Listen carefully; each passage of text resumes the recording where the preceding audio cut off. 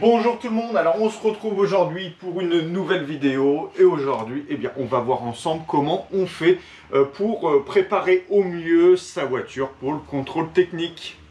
Allez, on attaque. En effet, donc le contrôle technique va être obligatoire pour tous les véhicules légers particuliers qui sont âgés de plus de 4 ans et ça pour une durée de 2 ans.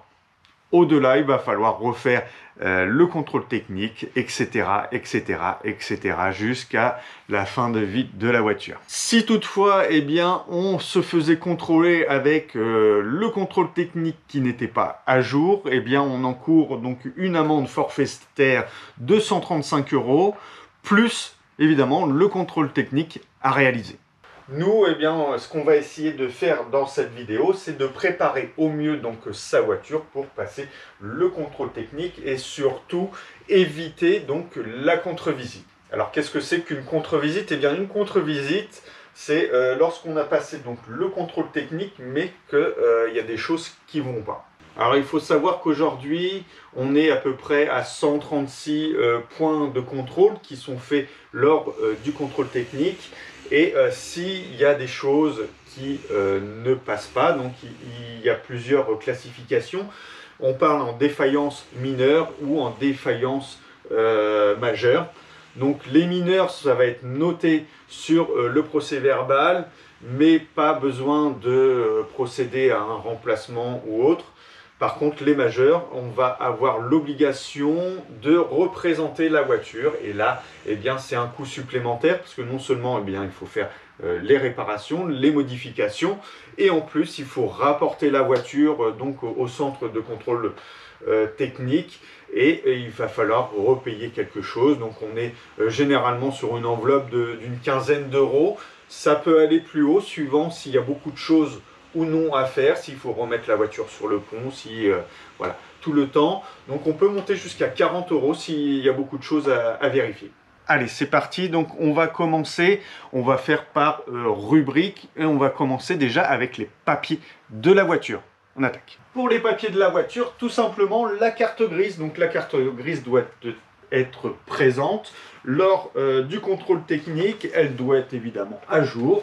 Et pour ça, maintenant, on va vérifier 2-3 petits points de détail. La chose qu'on va devoir vérifier avec la carte grise de la voiture, c'est qu'on ait une bonne identification donc, de la plaque d'immatriculation, donc que la plaque soit en bon état, que le numéro d'immatriculation soit correctement visible, et voilà. Pour la partie suivante, on va voir tout ce qui concerne la visibilité. Donc dans ce chapitre, on va retrouver tout ce qui est vitrage tout autour de la voiture. Donc ça doit être en bon état. Donc pas d'impact, pas de fissure, etc. Donc impact c'est toléré, fissure ça passera pas.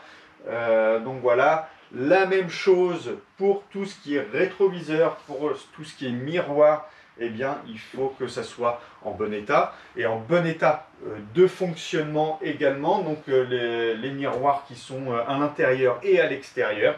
Il va falloir vérifier également donc, les essuie-glaces, les essuie-glaces qui vont permettre de nettoyer donc, les parties vitrées avant et arrière, donc les balais d'essuie-glace, mais aussi le bon fonctionnement du système de lave-glace. Et dernier point dans cette rubrique à voir, c'est le désembuage, le bon fonctionnement du désembuage, donc au pare-brise, au niveau du pare-brise et au niveau de la lunette arrière.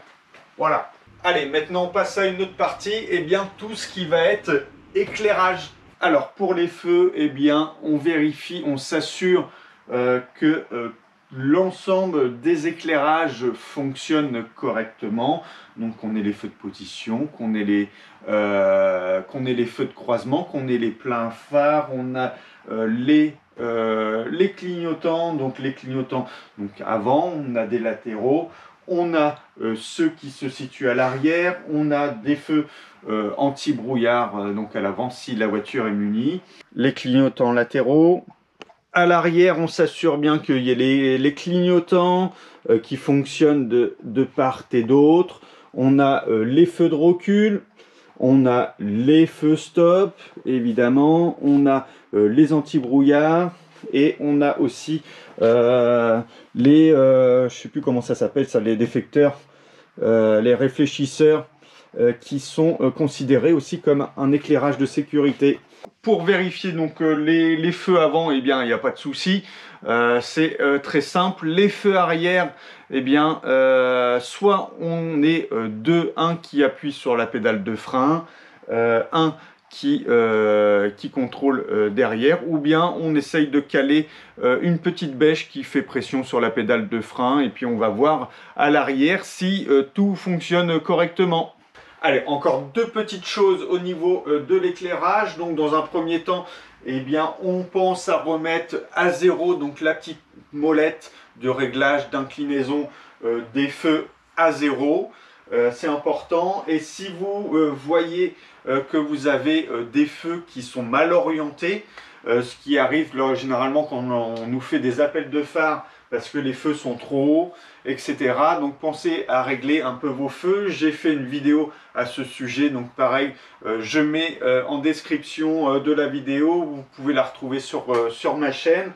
Donc voilà, évidemment le réglage ne sera jamais aussi précis qu'avec les instruments qu'ils ont les professionnels, mais ça nous permet déjà d'orienter et de ne pas avoir des feux qui se baladent, et on arrive quand même à passer le contrôle technique. On continue. On continue avec les parties extérieures. On s'assure au niveau de la carrosserie qu'il n'y ait pas de parties saillantes, de parties coupantes qui peuvent blesser des personnes qui passeraient à côté. On vérifie également que tous les ouvrants puissent s'ouvrir et se fermer correctement. Et après ça, eh bien, on passe à la suite. Allez, on attaque une autre partie. Allez, on se rapproche. Voilà, donc pour cette partie-là, eh bien, on se retrouve dans le compartiment moteur. Et la première des choses qu'on va faire, c'est de vérifier les niveaux, les bons niveaux. Donc, le niveau du liquide de refroidissement. On a le niveau de lave-glace, parce qu'il faut que le lave-glace fonctionne, comme on a vu tout à l'heure. On va regarder le niveau d'huile. Le niveau du liquide de frein. Voilà, donc à chaque fois qu'on vérifie le niveau, eh bien, il faut qu'on soit entre le mini et le maxi. Si ce n'est pas le cas, eh bien, on complète avec le produit adapté. Voilà, donc une fois qu'on a fait donc les vérifs des niveaux et qu'on a ajusté si besoin, eh bien, on va examiner un petit peu plus près donc le tour du moteur, et on va vérifier qu'il n'y ait pas de fuite. Donc en général, on est plus sur des fuites d'huile. Si vous décelez des fuites d'huile, il faut savoir que ça va être noté, et peut-être, si c'est une fuite importante, vous allez avoir une contre-visite. Et fuite d'huile en contre-visite, ça peut monter très haut.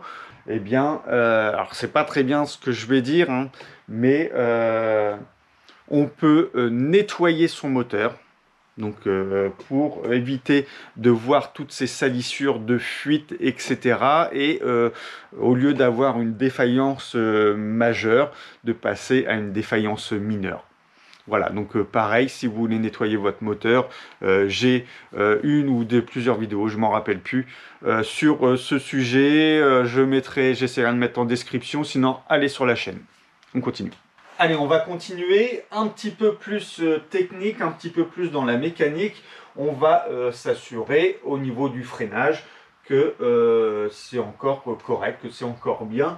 Pour ça, sans démonter, on peut avoir une petite astuce, c'est de venir regarder le liquide de frein, qu'on vérifie juste avant, évidemment. On va vérifier donc le liquide de frein, et comme on a dit tout à l'heure, eh bien, il faut qu'on soit entre le mini et le maxi. Mais là, le niveau va pouvoir nous indiquer l'état d'usure de nos disques et plaquettes. Plus on va être au mini, et plus les disques et plaquettes vont être usés, et plus on va être vers le maxi, et plus les disques et les plaquettes seront moins usés. Alors évidemment c'est pas précis, mais ça nous donne un petit peu la tendance de nos freins ou pas. On peut aussi checker nos factures et savoir à quel moment ça a été fait et combien de kilomètres ils ont. Et puis voilà, s'ils ont été faits très récemment, évidemment il n'y aura pas de souci de ce côté-là. Voilà, on continue avec les freins et on va vérifier un peu le frein de service, le frein à main.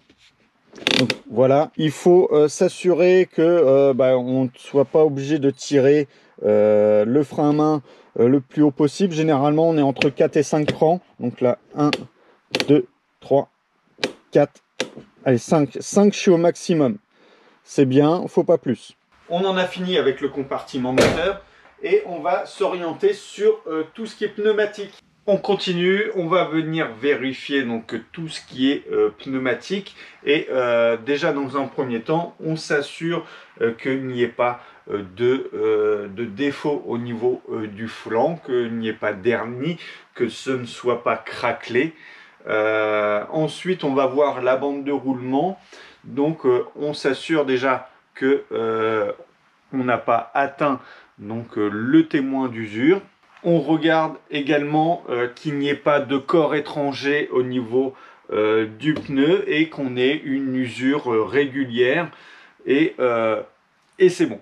On continue et puisqu'on est autour des roues, eh bien on va essayer de regarder l'état des amortisseurs. Donc pour ça, eh bien on va venir se rapprocher.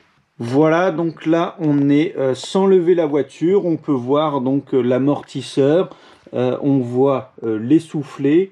Donc les soufflets sont en bon état, ils ne sont pas craquelés, donc c'est bon. L'amortisseur, eh bien, a l'air propre, c'est-à-dire il n'y a pas de fuite. S'il y avait une fuite, c'est qu'il était plus bon. Donc on check de chaque côté et puis s'il y avait quoi que ce soit, eh bien on fait la modif. Voilà, donc ça on a pu faire. Par contre, on va arriver sur des éléments où on va plus maîtriser tout simplement parce qu'on n'a pas accès. Les barres stabilisatrices, les roulements, certaines fixations support moteur, etc. Tout ça, on n'a pas de visu.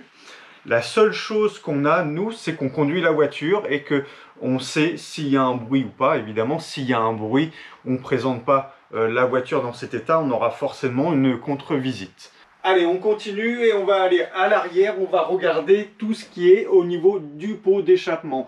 Donc pour le pot d'échappement, eh bien, dans un premier temps, il faut qu'il soit correctement fixé, qu'il n'y ait pas de bruit anormal, sinon ça veut dire qu'il est percé ou voire mal fixé, etc. Évidemment, pas de fumée noire, sinon ça veut dire qu'on est en pollution et là c'est pas bon du tout. Concernant donc la pollution, eh bien je vais donner 2-3 petits conseils. Déjà la première, n'allez jamais au contrôle technique avec une voiture qui est froide.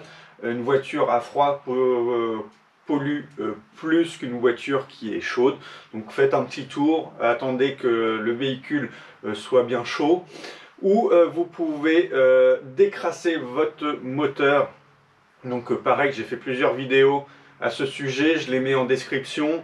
Il y a deux méthodes, donc soit on pousse un petit peu la voiture pour la décrasser, ou on peut avoir recours à des additifs. Donc pareil, soit pour les voitures diesel, soit pour les voitures essence, je vous mets ça en description.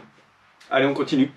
Voilà, donc on a fait pas mal de vérifs donc, à l'extérieur de la voiture. Maintenant, on va se rendre à l'intérieur et on va continuer. Voilà, donc on se retrouve dans l'habitacle et maintenant, on va commencer par le tableau de bord. Allez. Donc voilà le tableau de bord. Évidemment, on s'assure qu'il n'y ait pas de voyant qui signifierait qu'on a une anomalie quelque part sur la voiture. On continue, donc on est dans l'habitacle, on a vérifié qu'on n'avait pas de voyant au tableau de bord, évidemment, qu'il n'y a pas de dysfonctionnement, notamment au niveau de tout ce qui est airbag. On vérifie également le klaxon, très important, et cas de refus aussi au contrôle technique. On s'assure que tous les sièges soient correctement fixés.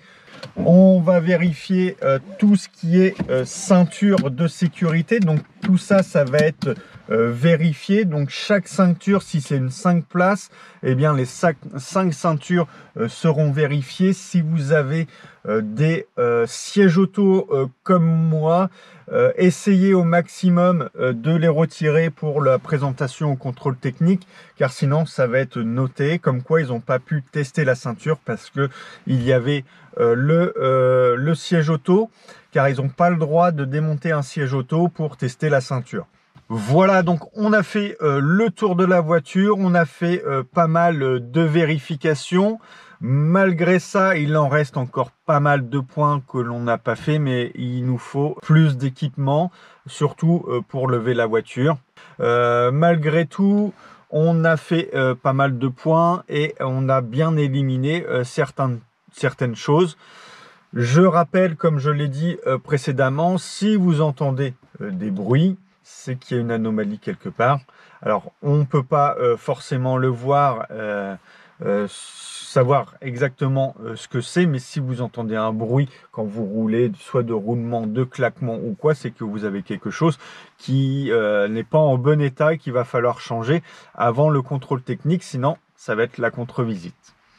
Voilà, j'espère que cette vidéo va vous servir, que ça va vous aider à comprendre un petit peu plus le contrôle technique. Et voilà. Donc si la vidéo vous a plu, on n'hésite pas. On met un pouce, on peut s'abonner évidemment, ça fait plaisir et ça mange pas de pain. À très vite.